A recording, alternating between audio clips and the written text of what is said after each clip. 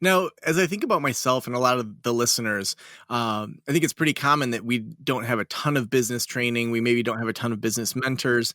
And we often, I think, only play within what we can kind of expect amongst ourselves where, oh, wow, it's great. I'm making six figures, or, my practice is doing 500,000. The idea of having a business or a mindset that goes beyond that, I think for a lot of people is really difficult in my audience.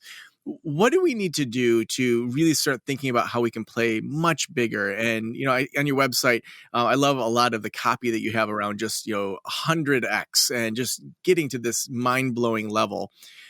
What does it take to get there? What kind of mentoring do we need? If you were to give us a bit of a roadmap of, Joe, if you want to really level up in the next few years, this is what I would recommend you do. What would that look like?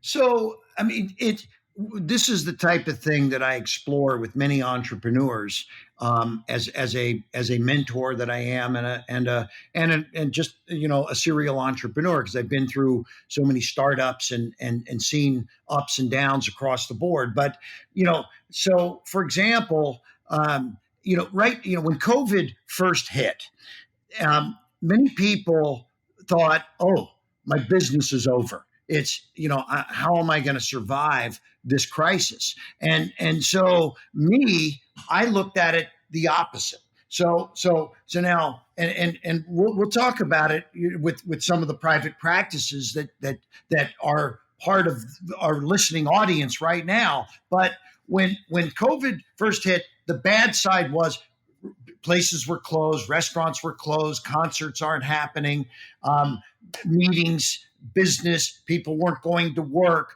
etc. That's the downside. So now private practice, people aren't going to maybe be able to come meet face to face because of COVID restrictions. And so that's the downside. This is how I looked at COVID.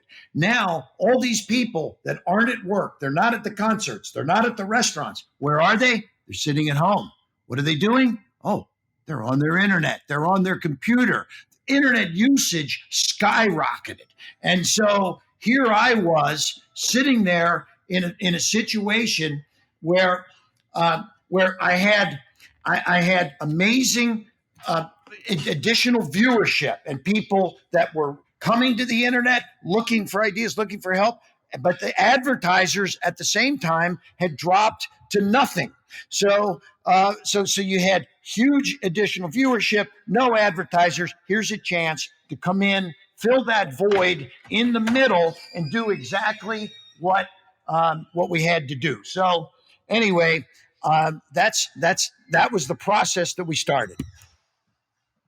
And so then when I look kind of ahead for myself or for our listeners, we look for these opportunities. What else should we do to really kind of level up or to think differently? Is it building multiple streams of income? Is it looking at what's already working and expanding? Take us through kind of how we would apply to really 10x, 100x what we're doing.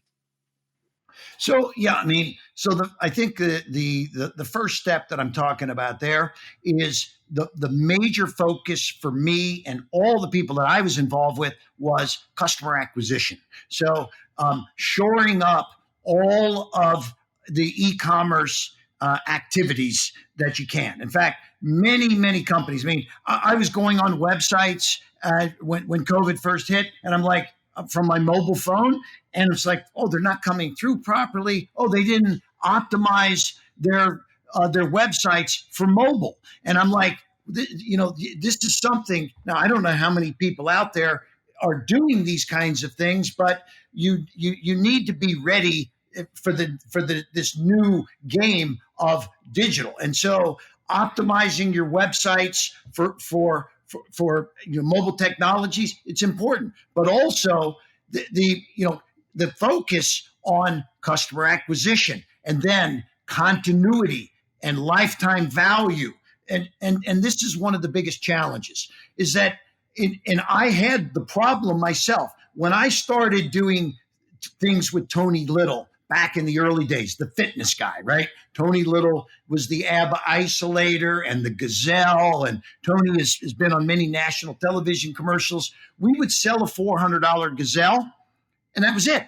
They didn't, some people didn't even use the product that they bought, but that was the lifetime value, a one-time sale. What we said is no, we have to focus on a much bigger relationship with that customer. What else does that customer want? Well, maybe they want weight loss products, metabolic boosters, other things. So we started focusing, and this is exactly what you need to do, is to increase the size of your business, to 10x your company. You need to aggressively go after more customers, aggressively go after a longer lifetime value with that customer,